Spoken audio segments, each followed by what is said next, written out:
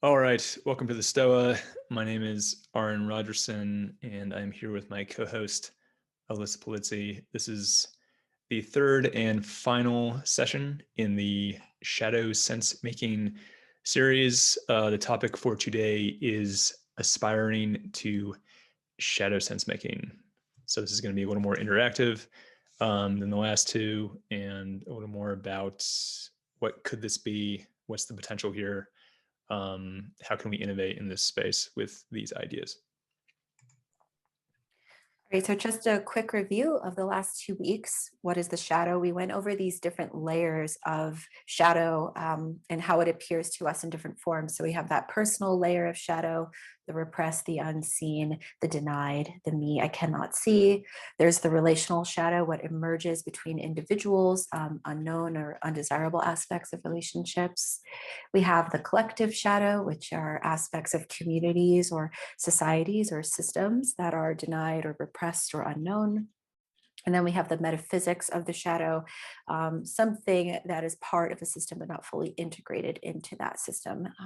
And in the second week, we went over how to work with the shadow. So the principle of integration versus purging, kind of taking those shadow contents and material and reclaiming it, putting it back into our sense of identity rather than dispelling it or suppressing or repressing it.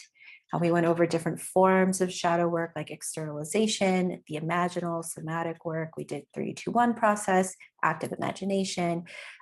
We went over a somatic experiencing technique.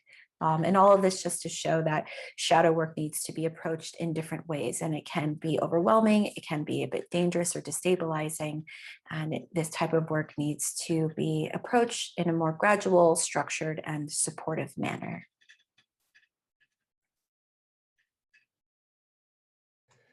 Okay, so what is sense making? The title of this series is Shadow Sensemaking. What does that even mean, right? And I think the sense making term is still pretty vague and nebulous. I think it's not really clear what we mean by it. But from my perspective, there are certain crises that we're experiencing. And one of those crises, I would say, is an epistemic crisis in the sense of we're having trouble making sense of what is real. We don't really know what is real anymore. Another crisis would be the meaning crisis that is talked about often in this space, which I think is essentially, if I know what's real, what should I do about that? What's right and what's wrong? What's going to be meaningful in my life to do? How should I spend my time? And these crises are really bound together. They're not exactly distinguishable from one another. What is real is highly dependent on what is meaningful, and what is meaningful is highly dependent on what is real. So the sense-making web emerges, I think, from a collective drive to address these questions combined with technology that affords it. So the sense-making web, whatever that is, maybe that's Stoa and Rebel Wisdom and other things that are cropping up, intellect, lots of stuff that I probably have never heard of. The sense-making web kind of emerges from this drive, right, to solve these crises, and that's mostly on a personal level. So the sense-making web might be a co-creative education and personal development space for addressing these crises on a personal level more than on a collective level, I would say.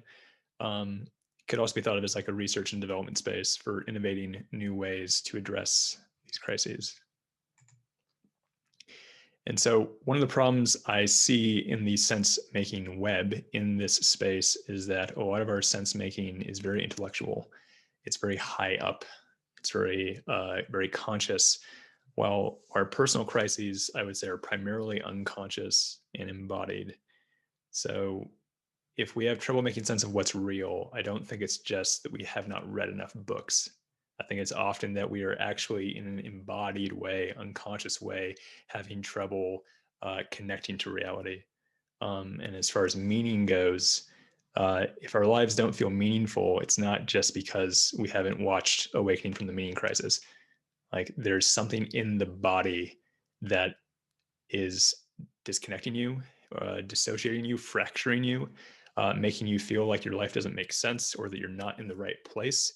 A lot of that is under the surface. It's unconscious. It's kind of baked into your physicality. So we don't solve these crises simply by possessing the correct beliefs, knowing what. but we solve these crises maybe by being in the right relationship with our existence. And so this is kind of more of a knowing how or knowing why. So this knowledge that we're trying to gain must be embodied and it must be lived. And it's hard to kind of figure out what that means exactly, but phronesis is a term that it means practical wisdom. And I think Evan has talked about this in a really articulate way about kind of embodied wisdom. It's not just knowing things, it's actually kind of like living these things. It's having a know-how that's really in your body. And if we think about various forms of wisdom, right? Wisdom is not just knowing a lot of things. Wisdom is kind of knowing the why and the how. It's knowing how things are connected. And so these maxims from the past that are so ancient, like know thyself, for instance, is very much saying, know who you are, know the complete you, be in touch with the complete you. That has to do with shadow, because the shadow is the unknown self. So you cannot know thyself without engaging with the shadow. And this Socratic notion of knowing that I do not know, right? Wisdom is knowing that I don't know things. And that means that wisdom in some sense is acknowledging your shadow, saying there's an unknown me, there's an unknown world, there's this great infinite receding mystery. And I acknowledge that and I accept that. And that in some sense is wisdom, right? So if we're aiming for these higher levels of understanding and development, transformation, that brings that sense of sense making to our lives, we recognize that we have to go deep, that we have to go low, because the shadow really prevents us from being in the right relationship with our existence. It kind of clouds things over. You look through a distorted lens often when shadow is constellated and really active. So as an example, our trauma makes us disown or dissociate or hide from parts of ourself. And through that lens, we look at the world, we interact in relationships, we are part of society. So if we want to keep aiming higher in our sense making, which is a sort of like perfection of concepts, then the greater that shadow may grow, the more that we deny our own personal layer, or the more that we detach from the embodied aspects, the more that we focus more on just maybe like the rational side, the greater that kind of sense-making shadow can really grow. So through shadow integration, we are going to reclaim that lost self. We're going to become more whole. We can then become more engaged in the world as it really is. And that's by dropping into that embodied existential place. So to go up, we must go down. The path to paradise lies through the underworld. So think of it like Dante. We're going to start in the inferno and eventually make our way up to paradise. The trees that reach down to heaven have roots that reach to hell. So the depths of our being have to really reach into the darkness. The treasure is down in the dragon's lair. So we see these themes playing out repeatedly for the hero to complete a balanced journey, to really have a sense of transformation, is to fight the demons, to conquer the dragon, and face the darkness inside. All right, so we're going to get a little interactive in today's session. So we want to start engaging with you guys. What might this look like when we talk about shadow sense making? We had already discussed some more somatic focused techniques like breath work and meditation and somatic experiencing. We talked about externalization through journaling and the 3-2-1 process. We talked about the imaginal, the active imagination techniques, internal family systems, self-mythologizing, but what else? How do we get in touch with what's real in a lived, embodied way, and not just theoretical or in a propositional way? So how do we make meaning beyond just talking about the concept of meaning? What is embodied, live, lived sense making? So we're going to give you guys 2 minutes. Reflect on this slide and the prompt and write any ideas or thoughts into the chat if you'd like to discuss. Otherwise, you can drop it, into your own notepad or on your computer. Dialogos is a good example. It's not just propositional. It is kind of trying to connect with someone or kind of enter a space or enter a spirit of philosophy. And that is a little more embodied.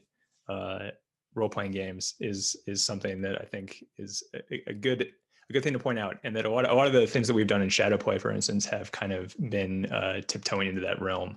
of role playing. Because with the mythological, with the narrative, with role playing, you are dropping into something that is below the surface of consciousness. It's not just propositional. It's kind of, you are enacting wisdom. You are enacting a different side of you, maybe that doesn't get a chance to breathe as often. Tripping balls, yeah. Evan has talked about that a little bit, and there is a lot to be learned from tripping balls. Maybe Evan can speak on that now if he wants, or maybe later when we get to the Q&A discussion portion.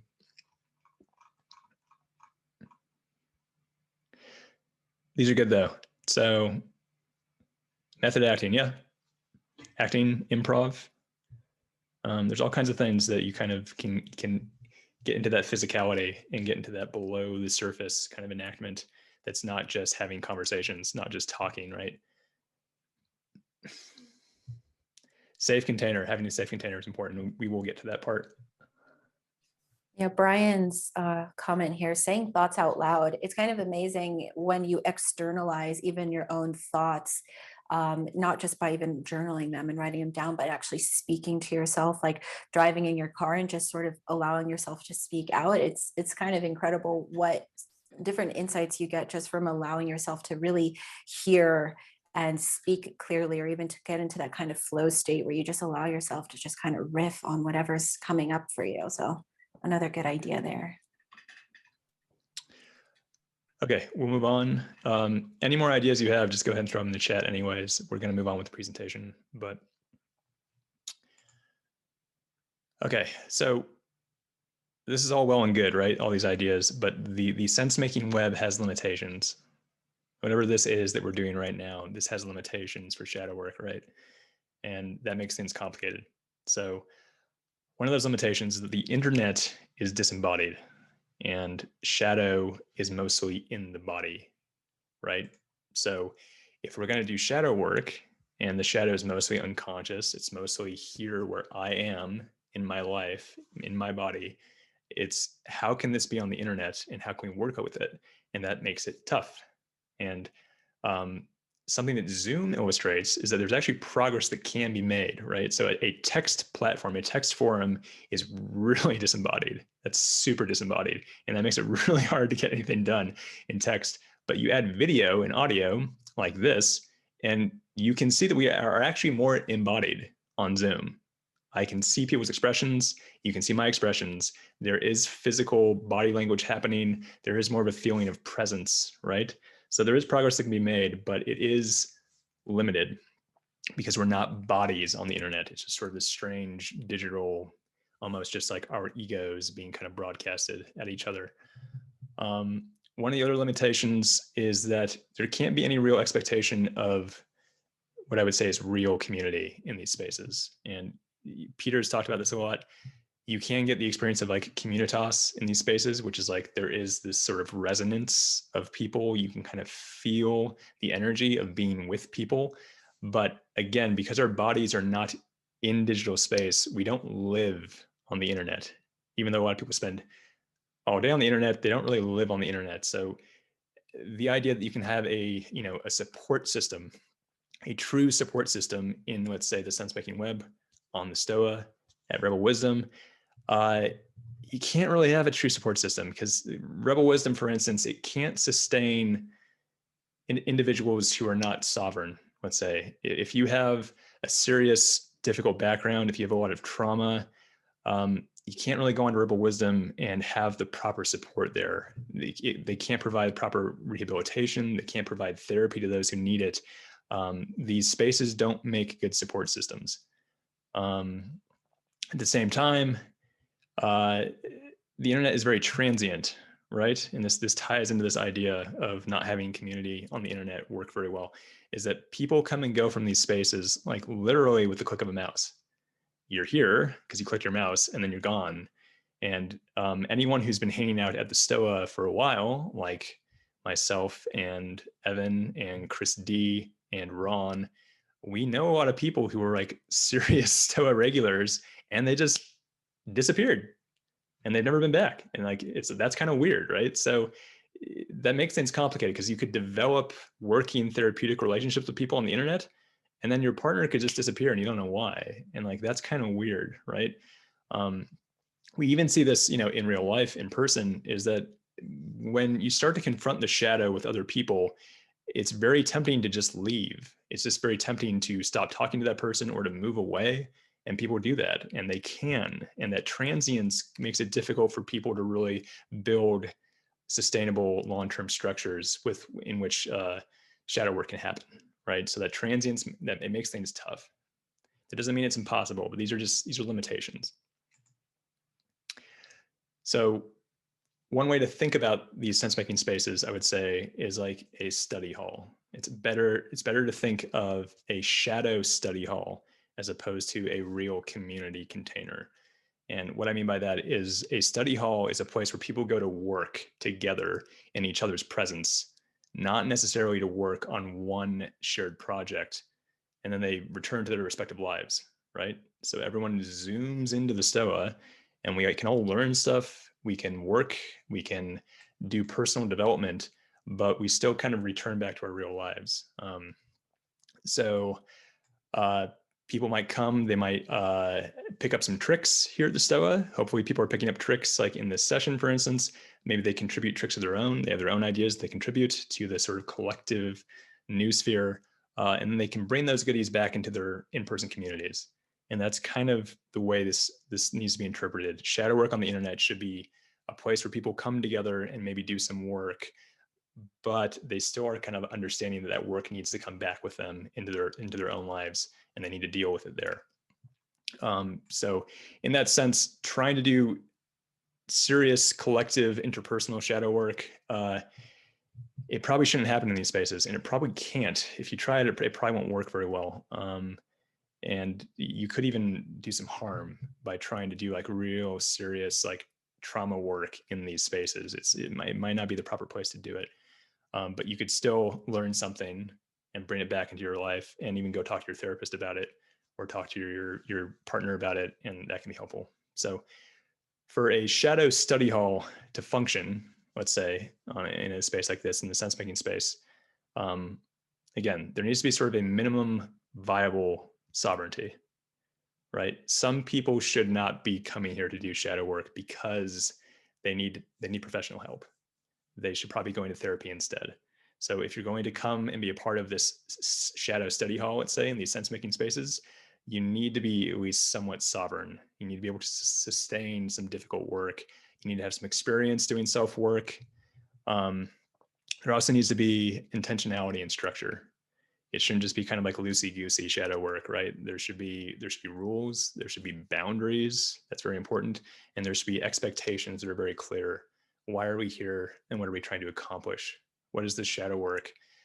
What are the boundaries? What's going too far with shadow work, et cetera, et cetera. And there should also be contingencies in spaces like this. If you're going to engage in shadow work, even though you shouldn't be getting into really serious trauma work, let's say, you should have a contingency plan for what if something weird happens? What if someone actually does start to have a freak out or needs help? You should plan ahead for that, right? So all these ideas are kind of like, there should be structure to these things. You should be careful, and you should know what you're getting yourself into if you're going to participate in shadow work in the sense-making web, let's say. All right, so prompt number 2, what might shadow study hall look like? What kind of shadow work is feasible in online spaces? So once again, take a couple minutes to think about it and write your ideas in the chat, or write them down in a notebook, and we'll call some of them out, discuss a little bit. Right, so some of the ideas before, like role-playing D&D, it's like you could do that in these spaces. That would work. Improv acting might be kind of tough, but you could definitely do it. That's definitely been discussed in these spaces. Somatic work is kind of tough, right? Because it's so embodied. It's hard to say whether that would work very well, and whether that can work without being present with someone who is guiding you through it. But any ideas? What could it look like on the sense-making web?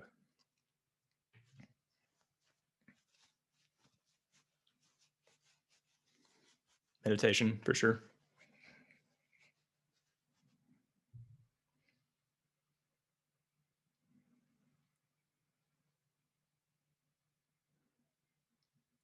Yeah, I mean, there's basic conversations that can happen. Confessing things that you feel humiliated about, confessing things that are embarrassing. That can be very therapeutic.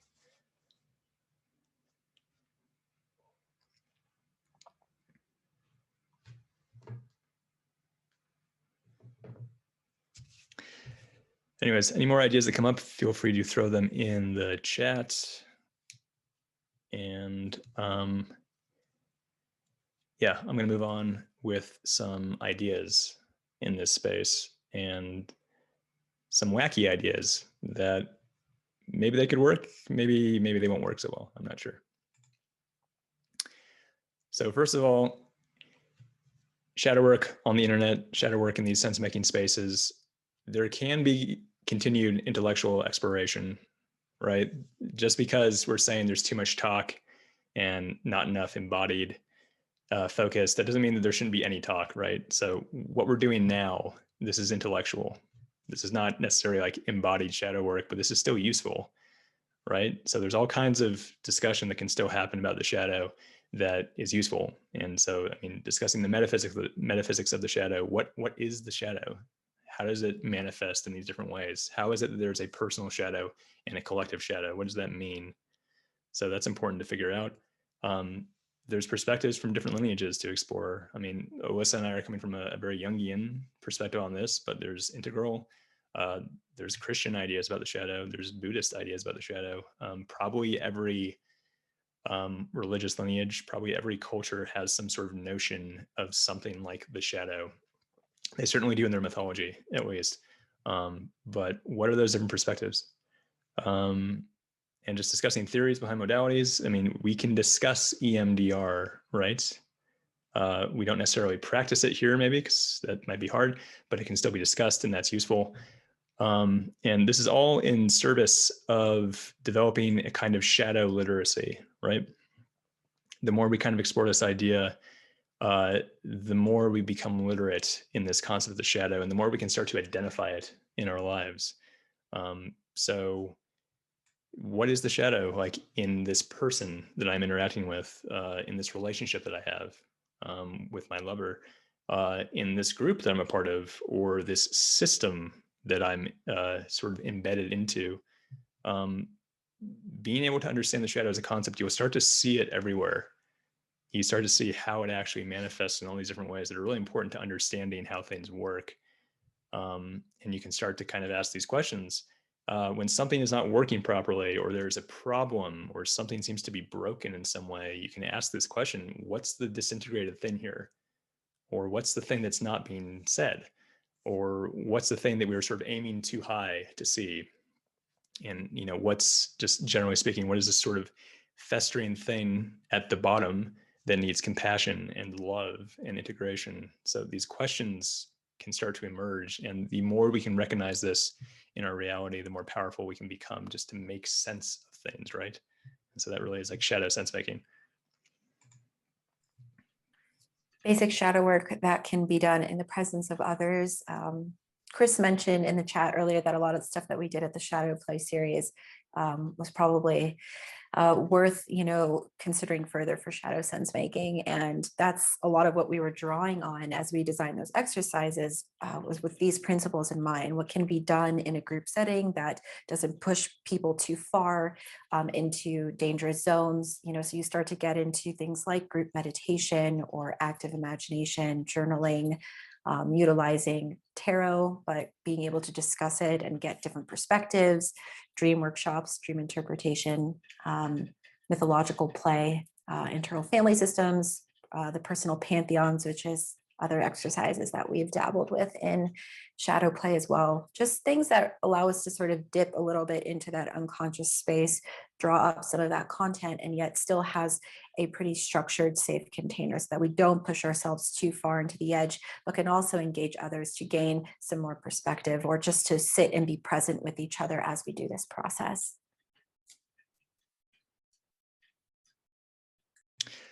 You've maybe seen Peter do this a few times, but he asked everyone to change his name to Marcus or change their name to Live Player. And this is just an interesting illustration of like how these dynamics can work. Is if everyone changes their name to Marcus in a Zoom meeting, everyone becomes anonymous, right? And when you're anonymous, this can kind of encourage the shadow to come out and play. So you might say things when you're anonymous that you would not say if people knew who you were. And that can be therapeutic because you might just feel too shy to say what you really think. You might feel judged. It might just be this unconscious, apprehension at like putting your name out there, putting a comment into the chat. And so when everyone changes their name to Marcus, everyone is anonymous, and the conversations that start to happen can be really interesting. So that's something that can be played with in these spaces, is sort of playing with anonymity and what that does to us, how that lets the shadow come out. This can also be dangerous, of course, and the internet is a good example of what anonymity can do. Is if there's no consequences for what you say and do, that can get kind of that can fall into shadow in its own way and get out of hand. But it's interesting to think about what are the possibilities with kind of playing with this idea of being anonymous and how that can lead to some interesting insights. Here's one I like. I'm just making these up because just fun ideas. Shadow manning, right? So we have this concept of steel manning, which is in contrast to straw manning. And steel manning is this idea that you take a concept that you disagree with and you try to make it as good of an argument as possible. And this is a kind of shadow work, right? Because you take a sort of contradictory or oppositional stance to yourself and you try to make it work somehow. And by doing this, you begin to understand this thing that is sort of unknown to you, or this thing that's kind of in shadow to you. And so shadow manning could be a play on this, on the 3-2-1 process. We discussed this last week, but you can kind of mess with kind of embodying a thing and then externalizing it again, and then embodying it and externalizing it. And so, for instance, if you were going to choose someone that you're having a conflict with, or someone you dislike, a kind of person you dislike, you could even choose a mimetic tribe, let's say, and you could choose like Trumpers, people who voted for Trump, let's say. Maybe you find the idea of Trumpers to be really disturbing or annoying. You could describe them, then you could start to dialogue with them by saying, pretending a Trumper is in front of you and maybe saying, what do you want? How do you feel? What scares you? And then you could actually become a Trump voter and say, what do I want? How do I feel? Why am I scared? What does this mean? And that's the 3-2-1 process. But you could do it with things besides your shadow, quote unquote, but actually kind of use items, objects in your reality that you find disturbing. So there's interesting things like that. Shadow circling. Again, would this work? Probably not, but like, here's an idea. So circling, everyone kind of maybe is familiar with that, but people kind of get in a group and they kind of just say what they're feeling. They try to get in touch with what's on their mind and just revealing it. And there's kind of shadow work happening there because you're making the implicit explicit in some way. You're kind of trying to go below normal conversation and get to a more embodied place. But you could push this. You could push this to get more advanced and more serious. You could have everyone in the circle just kind of try to reveal what they think is not being said, or what's implicit, what's the things that are not being addressed. You could dig into the person being circled and you could ask them difficult questions like, what are you doing with your life? Why are you doing that with your life? Why haven't you taken responsibility for this? You could dig into someone, and obviously this is a very difficult thing to experience, but that is a kind of way of bringing the shadow to light. So there could be kind of a form of shadow circling. And if you thought someone was telling a lie, when you ask them a difficult question, you could just slap them. That's a really advanced way to play this, but that probably won't work on the internet. All right, another option here, the shadow box.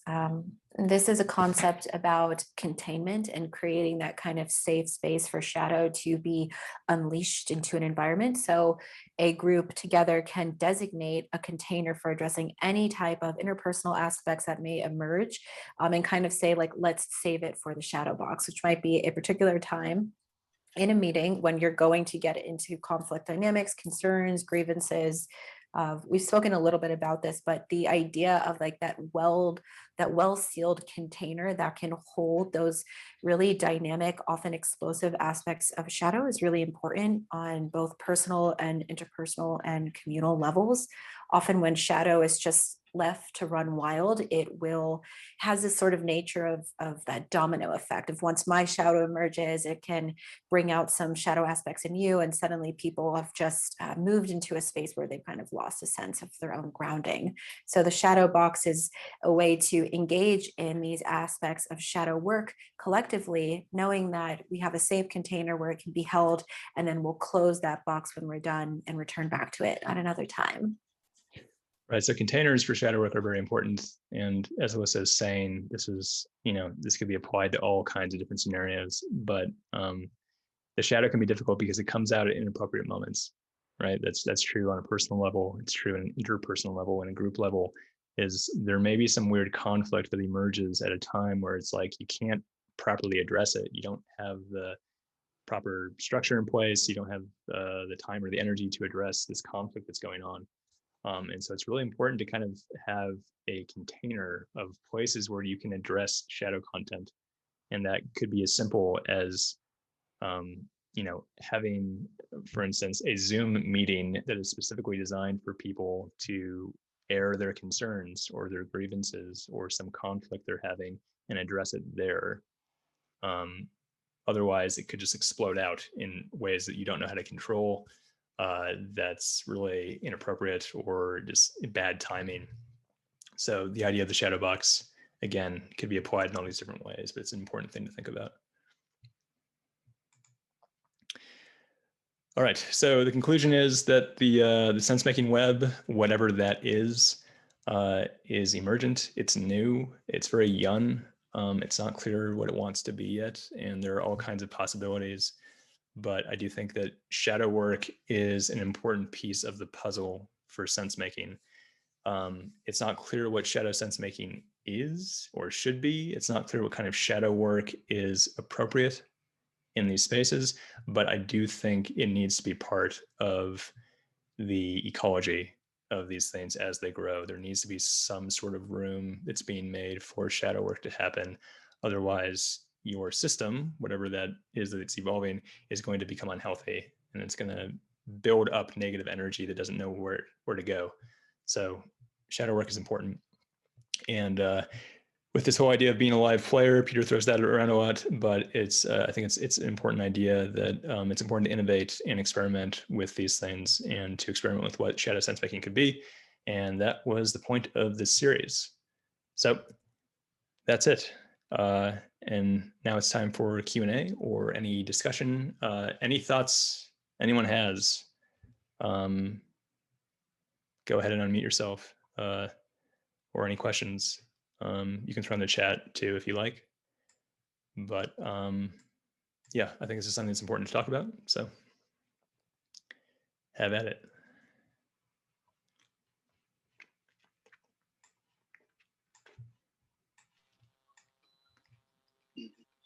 I have a comment or question. Sure.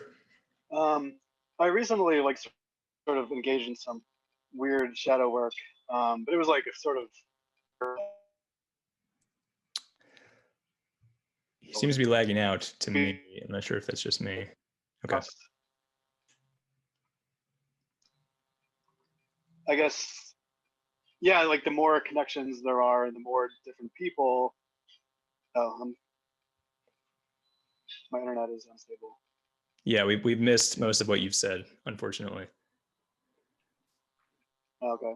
How's this? You sound better now. Okay.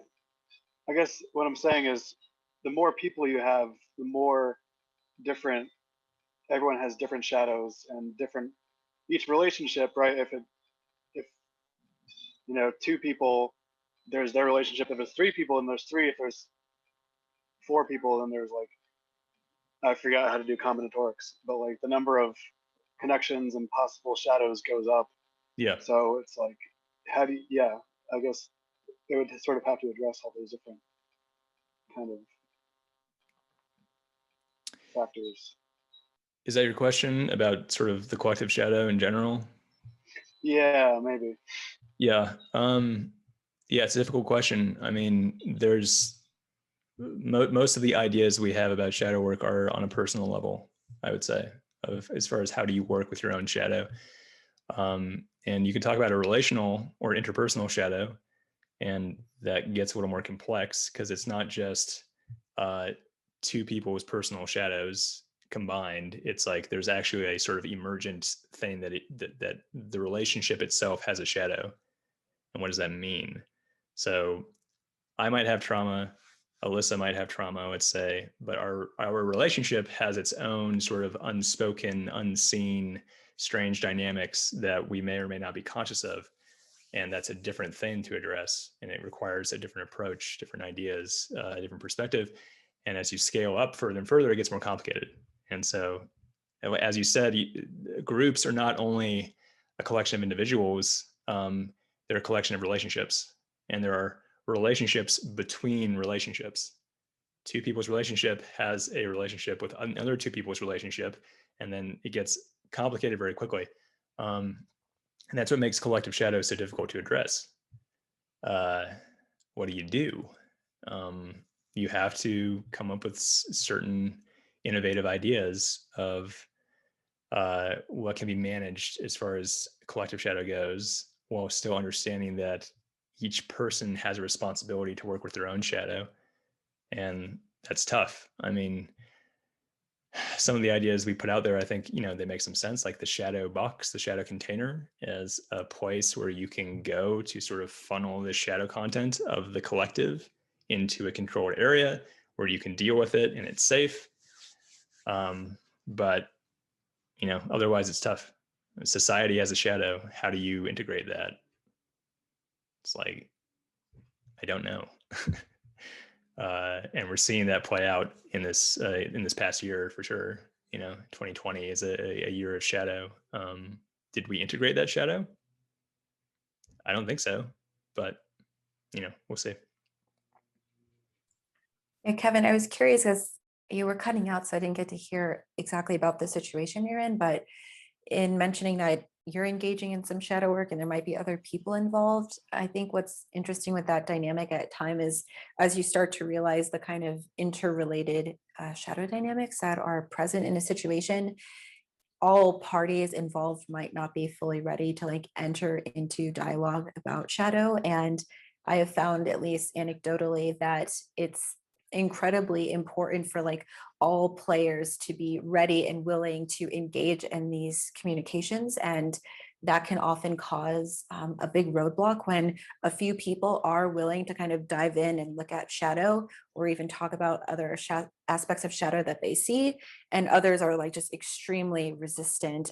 It just totally stops the energy from being able to build or develop. So that's where that idea, as Arran mentioned, like the shadow box can come into play. Is, are people willing to step into this space, or are they just not at a place personally where they can address that themselves? So I don't know if that's at all at play in a more personal communal aspect. Yeah, absolutely. Well, I was just curious about theoretically how you do it, but absolutely. The trust and willingness is such a big factor. Absolutely. Virginia, I think you're raising your hand. Yes, thank you. Thank you both. This is a really good conversation to be having, timely and important. And I've been looking at shadow for a long time, and I have integral theory has been really helpful for me. So a very developmental approach, stages and states. And shadow shows up differently for each developmental level. And so you're talking about complications. The complications are endless in this work. So just to take it on is, I admire your courage for the both of you. I don't have any answers. I'm just happy to be part of the conversation. Kim Barta, integral, the brother of Terry O'Fallon, who also is an integral person, he's doing shadow work at the different developmental levels. And there's like about 16 different approaches or levels of shadow. They each show up differently, and each one is treated differently. And within each one of those 16 levels, there are 3 types of shadow he describes, one being a projected, an introjected, and a split ego state. So again, more complication. But I think what I'm hearing here in the space is just the willingness to approach a subject that we still don't know enough about and that we do need to. So I'm hearing some really goodwill behind this, and that encourages me. I guess another thing that I kept wanting to hear, because again, I don't know anything. Like I come to this as someone, I know stuff, but then I know that I don't know a lot. And the something that encouraged me in the shadow work that I've done in the past is to know that I also not only project onto others my dark side, but I also project onto others my light. I don't have the quote handy, but Marianne Williamson talks about how our worst fear is to live our best qualities. So the same way that we can, well, one of the ways that it can happen is by putting someone on a pedestal because they are good in some way, or advanced or elevated, and that's our shadow too. So to know that also I can put my good part out there. And so that helps because I put my bad parts out there a whole lot. Or the parts that I find bad. And then the other thing which has been helpful for me in my work. So good container, a really safe container with sort of guidelines as to what to do when it's not working. And oh, there's something here that I've just missed. It may come back.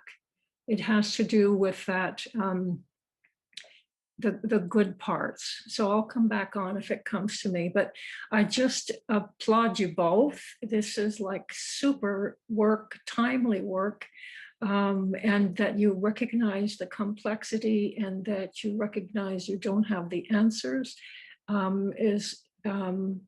I think, makes me feel very excited for what you uncover going forward. Thank you, Virginia. Those were some kind words. And just to touch on like one of the points you made a lot of good points, but the idea that we project positive things is an important thing to understand. And you can see that in our celebrity culture, definitely of like worshiping people and kind of lifting them up, as you said. And also just the point of the golden shadow is an important thing to emphasize too, is that not only do we sort of disown negative things about ourselves, but we disown positive things that we are capable of becoming that we don't want to become, or strength and beauty and goodwill that we can actually give to the world that we're afraid of doing in some way. And it's important to keep that in mind. But yes, I will reemphasize, like you said, we don't really know what we're doing exactly. And this stuff is incredibly complicated. And part of acknowledging your shadow is acknowledging that you don't know and you don't understand. So we're hoping to make that clear. So thank you. Yeah, and I just remembered the other thing, Arran Okay, sure. and Alyssa, was, gosh, it's going again. Isn't that interesting? So just on the edge of consciousness, and I'm pushing it back. Oh, yes. So I don't have a modern word for this, and I think that's why it was being hidden from me. I'm an old person and had a lot of trauma as a kid, so a lot of shadow, and it's taken a lot of work. And that shadow kept me alive. That mechanism, that defense mechanism, kept me alive. So I hold it almost in reverence, that shadow. So it's like it holds gifts for me. It has held gifts for me. I know it holds more gifts for me. it is a nuisance because it comes up at the wrong time and shows its face and messes stuff up when I get really, when I shadow crash badly. So just to, the word that comes to me is sacred, to hold it as a sacred thing. Um, so that it's not something only to get rid of, but to discover the gift of somehow. And you've mentioned this, but I think I wanted just to add the old word of sacredness. And I'm hoping that you young folk come up with some new words, because that word's got such a bad rap. So, thank you. I don't know about that. Sacred is a beautiful word to be held on to. And I agree with that about holding the shadow sacred, Virginia. So thank you. Joe, you had a question. Do you want to unmute yourself and ask? Yes. Hello. Hi, Joe. I just want to echo, oh, I've got some lovely morning shadow hair going on here. I just want to echo Virginia's comments and just say how much I enjoy listening to Alyssa and Arran speak about this, and the humility which you bring to it as well brings a sense of safety and enjoyment for me, because I've had so many nuclear experiences with group shadow work processes, also online as well. But it was interesting listening to you talk, because I've still got this huge optimism around what's possible in the sense-making web around shadow work. And yeah, I wonder if there's a bit of shadow in there for me to work out. But the thing I wanted to ask you guys about is, my experience has been the intricacy and the difficulty of getting a group of people together at around the same altitude for shadow work. What I've found is that we all have a really different level of experience and capability.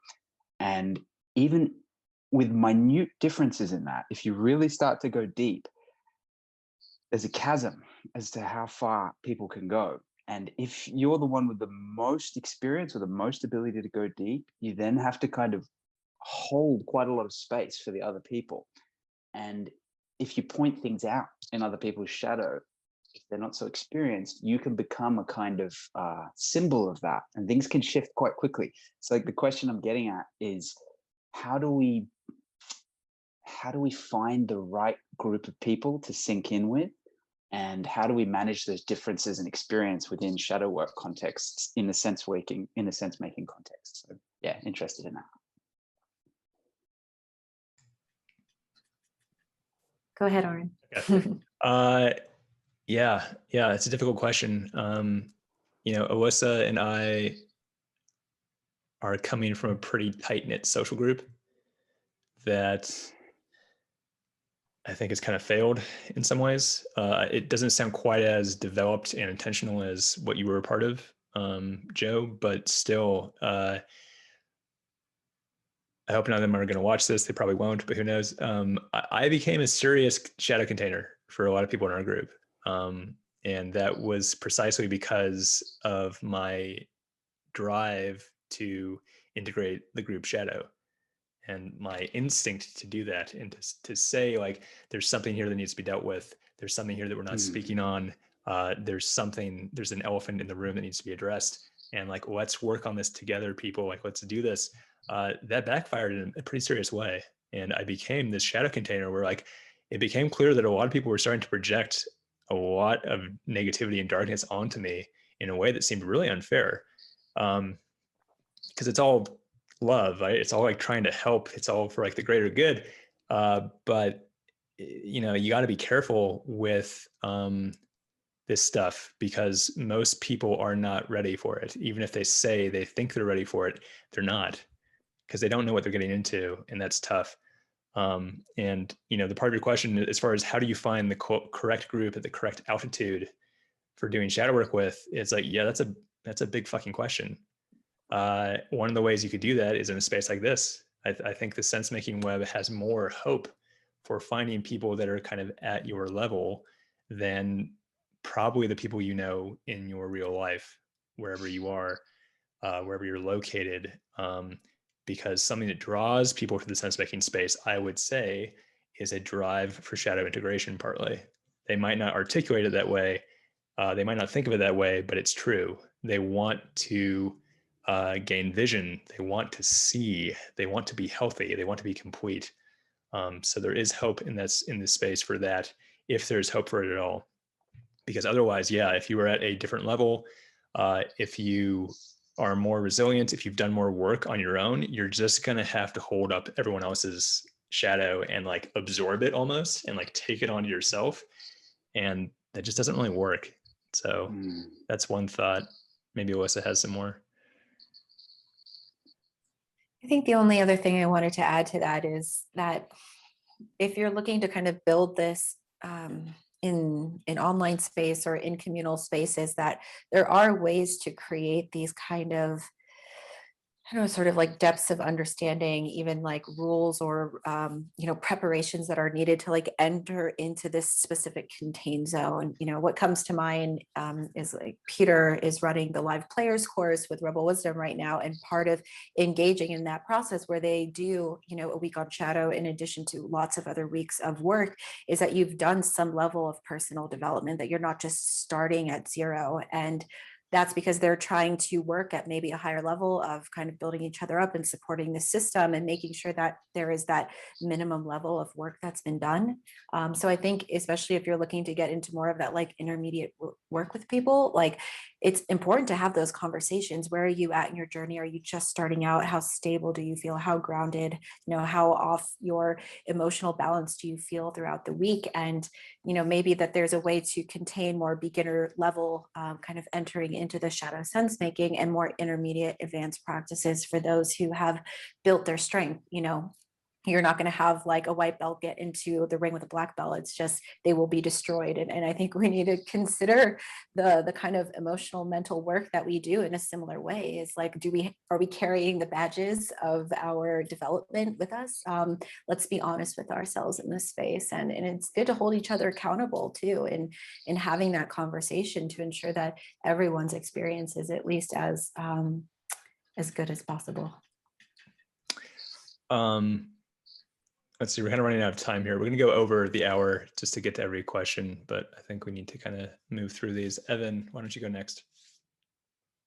Yeah, so I'll tie this in. Yeah, had mentioned I could comment on psychedelics, which I intend to weave into this, but I'm actually kind of going to make the point I was referring to in the chat about how I think that the safe containers thing, and this is just my personal opinion, of course, so take it with whatever heaping tablespoon of salt you need to, but that the safe containers emphasis is actually wrong, or at least deeply misleading in a lot of cases, right? So where I'm starting from with this is that the very concept of this need for safety in all things is, I think, a byproduct of our culture's shadow, okay, right there, okay? So we have this idea, especially say, that you can't give people advice that might be unsafe. Well, like maybe you can't if you're some sort of professional credentialed person, but I'm not, so like, fuck that. No, seriously, I think that in order to do real shadow work, you need to engage with things that are actually unsafe. At least, maybe this is not the only way, but this is like probably part of any real process. That would be my assertion, right? And so I think this connects to psychedelics in the sense that people talk a lot about having a safe container for psychedelics, just like for shadow work, right? Well, there's no such fucking thing. I mean, you can minimize your risk of like predictable physical injury, but people with the best of intentions, the most trained of facilitators and the most skilled of integrators working in them with them afterwards will still sometimes have extraordinarily bad or intense or unprocessable experiences that lead to psychotic breaks, that lead to meltdowns, that lead to regretting you ever took the fucking psychedelic, right? Now, I'm a huge fan of taking psychedelics, so this isn't a reason not to do these things, right? But it's sort of like, well, if your threshold for safety is where our culture sets it, then maybe shadow work just isn't for you. That's my take. Now, secondly, one thing you hear going around a lot in these sorts of discussions, I've even seen some little allusions to this in the chat, is like the sort of C word, the cult idea, right? Oh, this could sound like a cult, that could sound like a cult, right? Well, like, and I think that cultness is also in our society's shadow, such that a lot of things that say will get you labeled as pathologically culty are probably much healthier ways of arranging social dynamics in a human life and community than what we do, right? So again, maybe you find this wonderful community and you're all doing shadow work together and it's like going swimmingly and everybody is happy and everybody is consenting. society may still view you as a cult, right? And this may still be dangerous for you in economic and reputational harm, et cetera, right? So these are just two examples, but I really think it's worth considering, like when we say, okay, so you need a safe container. Well, especially what if somebody has gone through the past 10 or 15 years of their adult life and never felt like they had a safe container for shadow work? You know, I would find it a shame if this were to put them off from working with their shadow, because they're waiting and waiting and waiting for a safe container, and maybe it's just never going to fucking come, right? So you know, I know that's kind of bombastic in its presentation, but I'm just trying to present this sort of alternate perspective and see what people think about it. Are you kind of responding to the idea that we put forward of the shadow box, of like having a container where you can do this, or is it more just the idea of safety is something you want to push back on? Right. So what I want to push back on is it's a nuanced pushback, saying that the constant need to say, oh, you want to do this safely, I think is actually part of our cultural shadow. That's point one, right? I don't have any problem with the idea of the shadow box. I think that's actually a broadly great technique that you're suggesting. No real critique of that. But again, sort of like the connection with psychedelics and doing shadow work, right? Like there's no way to fully make that safe, right? You know, it's sort of like psychedelics and shadow work both have this similarity to a loaded firearm in the sense that they are in some sense inherently dangerous, right? For any values of danger that we might choose, whether physical safety, emotional safety, economic, what have you, right? Like all of this stuff can just be dangerous, right? And so I think that, you know, especially when we talk about like the metaphor of going to the underworld, to like the tree with the roots in the underworld, right? Well, like in the cultures that gave us these metaphors, that was not a safe thing. In these cultures, they spoke of people going to the underworld, and only some people came back. And of those who came back, only some of them were not profoundly damaged, and all were profoundly changed, right? So I'm just trying to contextualize like what safety can and cannot realistically mean, at least. And again, this is all my opinion. Like, feel free to completely disagree or point to somebody else that says the opposite. And like, I'm just a dude, man. But that's like, I strongly felt called to say that stuff about it. I agree with you. I think that shadow work is inherently, it's definitely going to feel unsafe. And if you're going to recoil from anything that feels unsafe, like good luck doing any self-work whatsoever. And so, yes, I agree with your sentiment. I do think there's an overemphasis on safety in our culture in general that's actually quite damaging, quite debilitating to people. If you grow up in an environment that's too safe, you're not going to know how to do anything. And when like the flood comes around and washes away your house, like you're not going to be ready for that. So overemphasis on safety. At the same time, I know that this is not a pushback, but just sort of like a different kind of framing. It is important for therapeutic relationships to work, for there to be some kind of acceptance of like, you're safe here, right? For people to kind of open up and dive into the shadow, they need to feel like there is some sort of safe container. Because like in a therapeutic relationship, if you go see a therapist and they just start pushing you really, really hard, you're going to quit and leave. So there needs to be some sense of like, you can trust me here. You can trust I think we agree on that. Yeah, that's exactly it. Like for me, what I'm hearing is like, not the sense of safety as it's often used in our society to mean like, there is no chance of you being harmed here. But if you are harmed, I will be here for you. I will hold you. You know, that's kind of what I'm taking from what you're saying. For sure. Exactly. Yeah, I mentioned this in the chat, and I'll just briefly mention it again. I like the imagery more of like the well-sealed vessel. A lot of times we turn towards like this more alchemical kind of metaphor where to really unpack all of this material, to dive into our shadow, is to know that we can pour it into a container, that we're going to cook the matter, we're going to try to transform it.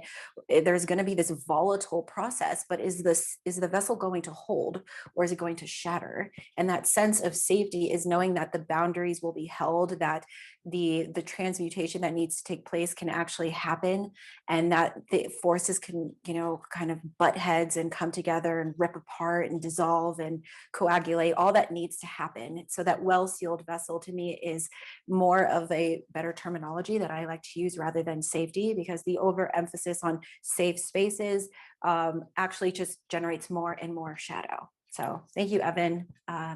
And Chris, I would love to get to your question as well.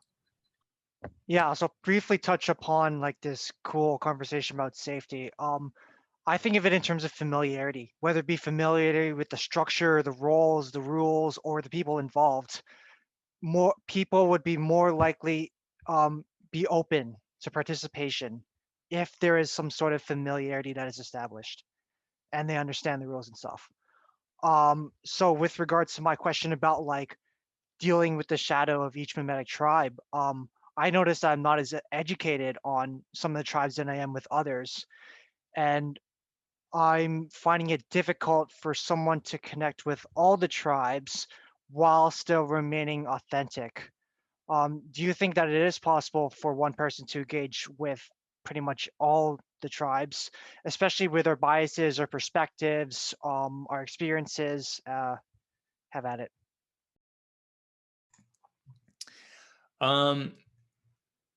You know, I feel like you're describing someone who has no biases, and that person doesn't exist, right? There's no such thing as no bias. Like that's as a concept, it's stupid. It's a problematic idea in the first place, because I would say that reality itself is actually defined by bias. Like your ontology is a kind of set of biases in some sense, but there is kind of a skill, I would say, that you can develop that can be kind of generalized across domains. With each tribe, you can apply these like skills, and it's one of those, in the most basic ways, I think, is compassion, right? And that's like something that's really like missing from people's understanding of the world and understanding of others.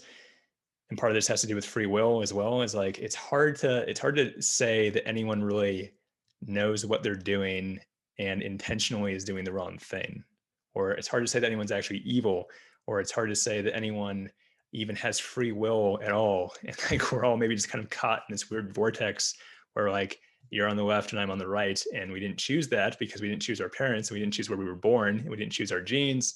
So if you kind of trace back the cause and effect of people's lives, you'll find that most people don't know what the fuck they're doing or why or how they got there, and you start to develop compassion for them. And so you can kind of, I think, negate your own extreme biases by understanding human nature better, understanding psychology better, understanding where people are coming from, because really like everyone in the world is just trying to do the right thing, I think, for the most part. And that gets warped. And to some people, the right thing is murdering someone, like, but they still think it's the right thing. It's just, you know, and that's important to understand. So as far as engaging with different mimetic tribes and learning like what their perspective is, and kind of trying to negate your own bias, I think there's progress that can be made in that way, but no one's going to fully achieve a no bias sort of point of view.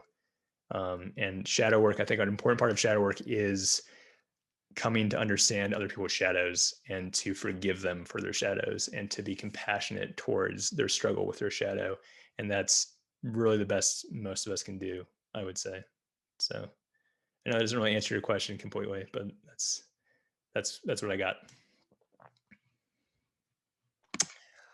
All right. I think that's about it. And we are 12 minutes over time. So that was our series, and I hope it was helpful and provided some food for thought as far as possibilities in this space and what could emerge here with Shadow Sensemaking. So thank you all for coming.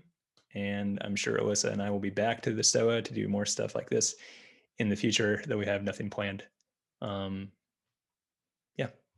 Thanks, guys.